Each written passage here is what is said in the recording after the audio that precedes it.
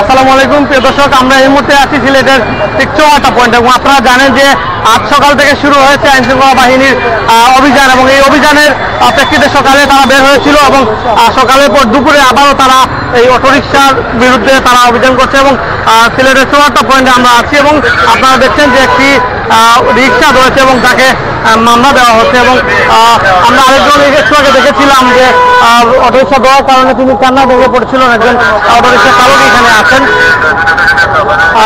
সকালে 9টা থেকে শুরু হয়েছিল এবং 11:30 পর্যন্ত ছিল এবং সেই 11:30 পরে আবারও শুরু হয়েছে অভিযান এবং এই অভিযানে অটোরিকশা ধরছেন, অনেকে যারা অটোরিকশা নিয়ে আসছেন তাদেরকেই কিন্তু ধরে মামলা দেওয়া হচ্ছে এবং পাশাপাশি মোটরসাইকেল যেগুলো রয়েছে হেলমেট দিলেন তাদেরকেও ধরে কিন্তু মামলা দেওয়া হচ্ছে।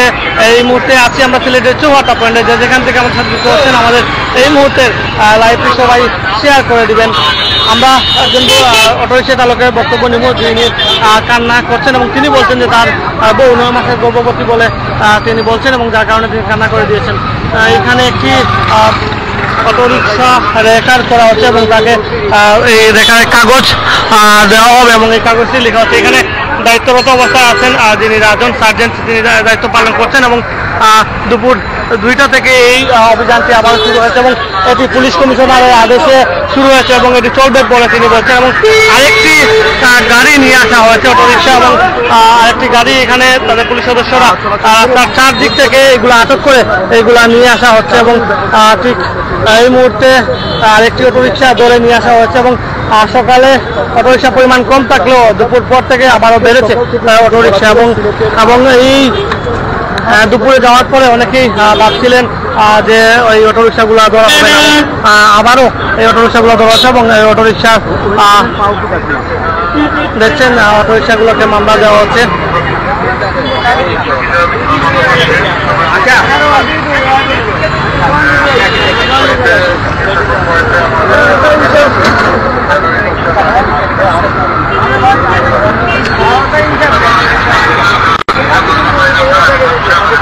প্রিয় দর্শক, সকাল থেকেই এই অটোরিকশাগুলো ধরা হচ্ছে এবং সিলেটের বিভিন্ন পয়েন্টে আইনশৃঙ্খলা বাহিনীর সদস্যরা রয়েছেন এবং তারা আইনশৃঙ্খলা বাহিনীর সদস্যরা রয়েছেন এবং তারা কঠোর ভূমিকা পালন করছে। সিলেটের নতুন যে পুলিশ কমিশনার আছেন, সেই পুলিশ কমিশনারের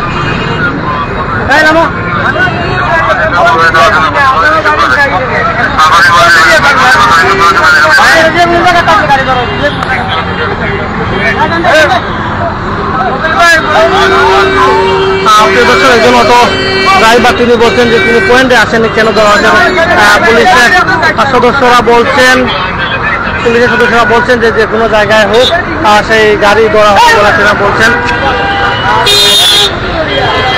এমন আরেকজন তিনি গাড়ি ধরার পরে তিনি অনেক রিকোয়েস্ট করছেন এবং বলছেন যে তিনি অসুস্থ, কিন্তু আজকে কারো কোনো অজুহাত মানছেন না আইনশৃঙ্খলা বাহিনীর সদস্যরা এবং সবাইকে কিন্তু আজকে মামলা দেওয়া হচ্ছে এবং কোনো ধরনের অটোরিকশা চলবে না, যেগুলো পাওয়া যাচ্ছে সবগুলাকেই রেকার করে নিয়ে যাওয়া হচ্ছে অটোরিকশাগুলোকে।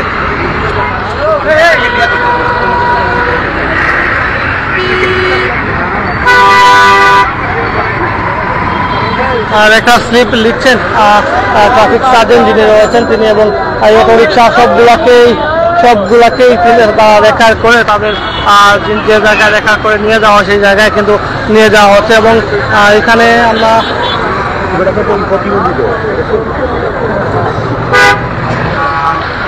সবাই ঠিক আছেন তো?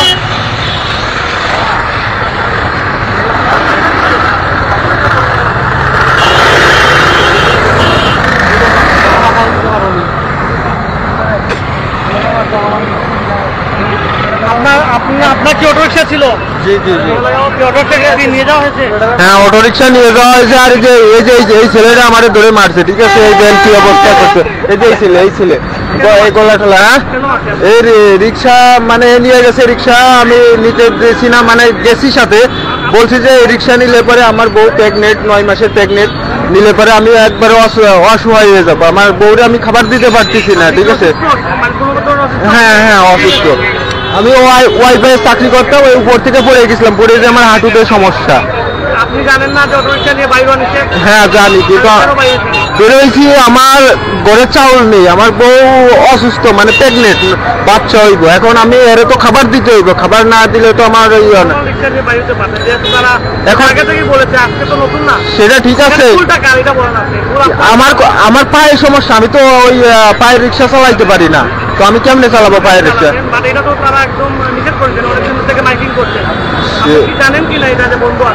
আমি তো ভালো জানি না, জানলে পরে জানি ঠিক আছে, অল্প অল্প জানি, কিন্তু আমি 5-6 দিন বেরোইছি না, বেরোনো না পরে চাউল নেই ঘরে, কোনো কিছু নেই, বাজার নেই, এই জন্য আমি আজকে বেরোইছি।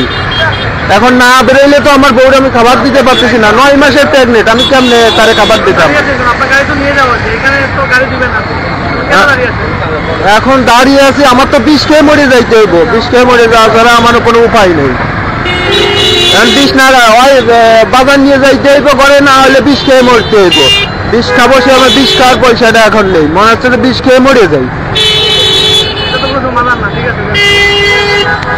দর্শক, আমরা একজনের বক্তব্য শুনছিলাম এবং তিনি বলছেন যে তার বউ 9 মাসের প্রেগনেন্ট, যার কারণে সে বাধ্য হয়ে গাড়ি নিয়ে বের হয়েছে এবং তিনি বলছেন যে তিনি এখানে এসেছেন কারণ তার কোনো আদালত নেই এবং সে মরে যাবে তিনি বলছেন, এবং তারপরেও কিন্তু তিনি এখান থেকে যাবেন না।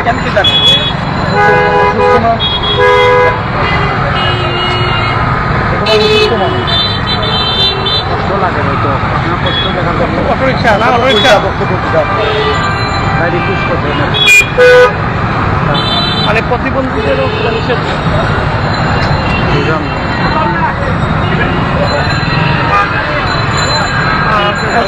আপনারা দেখছেন যে একজন হাঁটতে পারছেন না এবং তিনি বলছেন যে তিনি প্রতিবন্ধী, কিন্তু তারপরও তার গাড়িটা আটক করে রাখা হয়েছে, ছেড়ে দেওয়া হয়েছে বলে তিনি দাবি করছেন।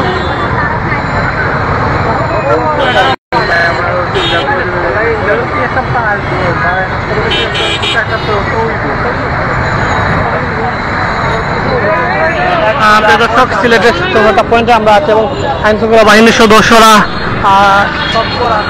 চৌরাস্তা পয়েন্ট তথা সব জায়গা পুরো সিলেটেই আছেন এবং পুলিশ কমিশনার নির্দেশ যে আজকে থেকে তাদের অভিযান চলবে এবং কোনো অটোরিকশা চলতে পারবে না সিলেট শহরে, এবং যার কারণে কিন্তু এই আজকে সকাল থেকেই শুরু হয়েছে অটোরিকশা প্লাস হচ্ছে মোটরসাইকেল যেগুলো রয়েছে হেলমেটবিহীন তাদেরকে ধরা হচ্ছে এবং কোনো অবৈধ সিএনজি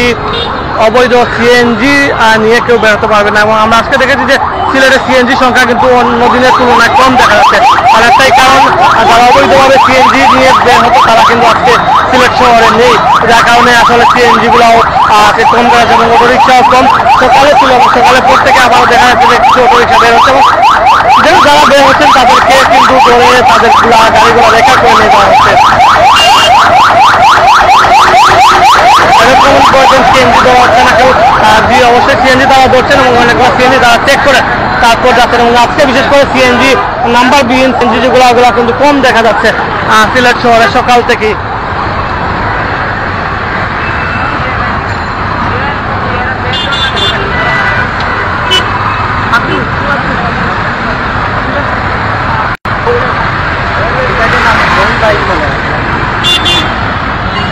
প্রিয় দর্শক, আমরা এই মুহূর্তে আছি সিলেটের চৌরাস্তা পয়েন্ট এবং এখানকার সব আপডেট জানার জন্য আপনাদের সাথে আমরা যুক্ত হয়েছিলাম।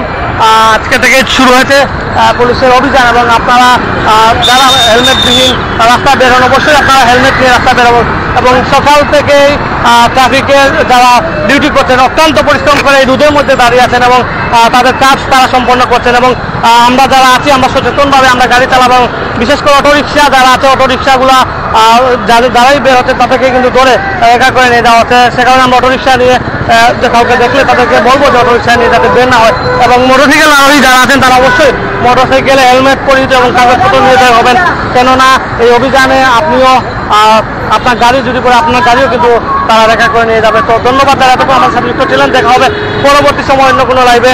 যারা আমার সাথে যুক্ত হচ্ছিলেন আমাদের ভিডিওটি সবাই শেয়ার করে অন্যকে দেখার সুযোগ করে দেবেন। ধন্যবাদ সবাইকে, আসসালামু আলাইকুম রহমতুল্লাহ।